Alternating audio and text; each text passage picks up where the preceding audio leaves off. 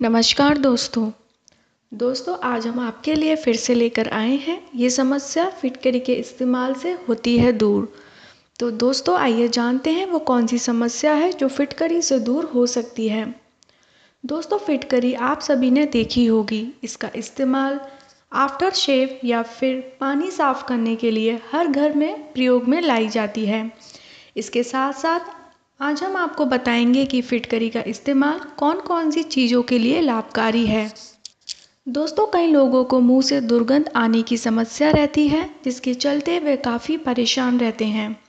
इसके लिए आप फिटकरी का गॉर्गल कर सकते हैं। ऐसा करने से मुंह की दुर्गंध चली जाएगी। साथ ही अगर आपको दांतों में दर्द होता है तो इसके इस्तेमाल से गायब हो जाएगा।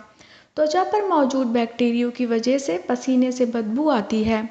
अगर आपको भी ये समस्या है तो आप फिटकरी के इस्तेमाल से ये समस्या से निजात पा सकते हैं। इसके लिए आप फिटकरी का चूर्ण बनाकर उसको थोड़ी मात्रा पानी में मिला लें। इस पानी से स्नान करने से पसीने में बदबू आना बंद हो जाएगी।